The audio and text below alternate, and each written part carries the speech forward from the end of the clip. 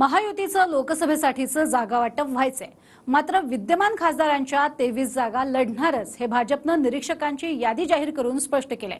त्याचबरोबर बारामतीत अजित पवार गटासाठी जागा सोडल्याचे संकेतही देण्यात आलेत।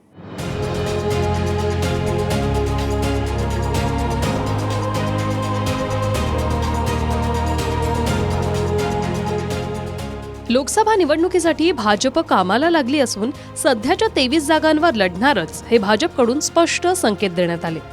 कारण 23 जागांवर भाजप निरीक्षकांची नियुक्ती केली आहे। भिवंडी योगेश सागर, गणेश नाईक, धुळे श्रीकांत भारतीय, राम शिंदे, नंदुरबार संजय भेगडे, अशोक उके, जळगाव प्रवीण दरेकर, राहुल आहेर, रावेर हंसराज अहिर, संजय कोटे, अहमदनगर रवींद्र चव्हाण, देवयानी फरांदे, जालना चैनसुख संचेती, राणा जगजितसिंह, नांदेड जयकुमार रावल, सुभाष देशमुख, बीड सुधीर मुनगंटीवार, माधवी नाईक, लातूर अतुल सावे, सचिन कल्याण शेट्टी, सोलापूर मुरलीधर मोहोळ, सुधीर गाडगीळ, माढा भागवत कराड, प्रसाद लाड, सांगली मेधा कुलकर्णी, हर्षवर्धन पाटील, नागपूर मनोज कोटक, अमर साबळे, भंडारा गोंदिया प्रवीण दटके, चित्रा वाघ, गडचिरोली अनिल बोंडे, रणजित पाटील, वर्धा रणधीर सावरकर, विक्रांत पाटील, अकोला संभाजी पाटील, विजय चौधरी, दिंडोरी राधाकृष्ण विखे पाटील, संजय कानेकर, उत्तर मुंबई पंकजा मुंडे, संजय केळकर, उत्तर पूर्व मुंबई गिरीश महाजन, निरंजन डावखरे, उत्तर मध्य मुंबई धनंजय महाडिक, राजेश पांडे।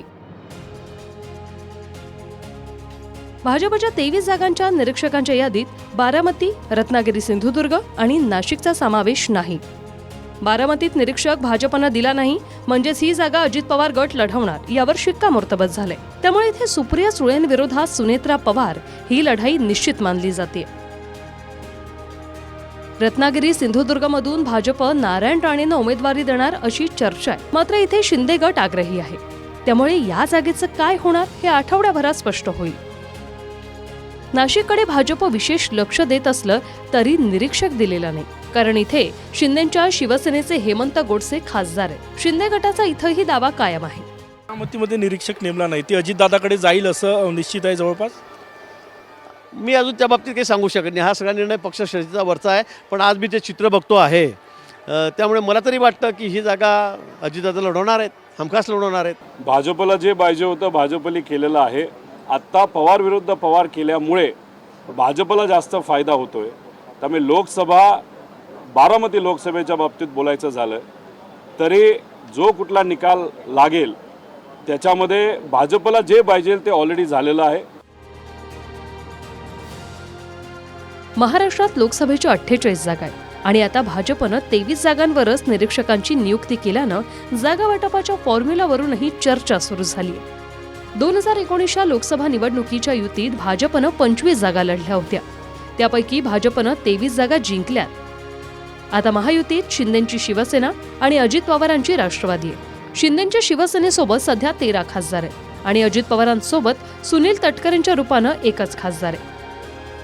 आता जर भाजपनं 2019 प्रमाणे 25 जागा लढल्या, सीट शेअरिंग ठरलं तर शिंदेच्या शिवसेनेला 13 जागा दिल्यास 10 जागा शिल्लक राहतात।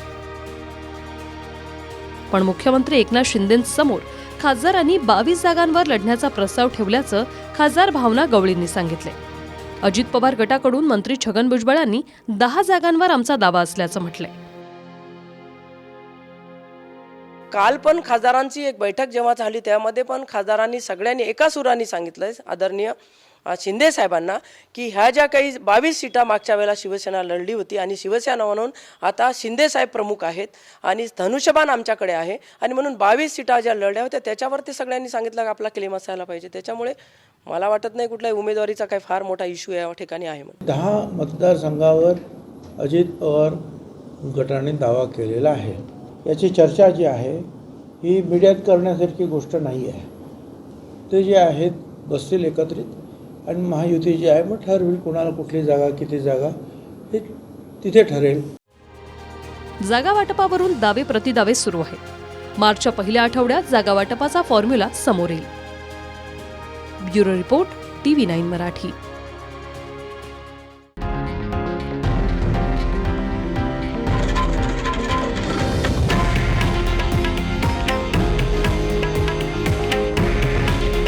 हे आहे देशातील नंबर 1 न्यूज नेटवर्क आणि आपण पाहत आहात TV9 मराठी। काळजी तुमची, हित महाराष्ट्राचं।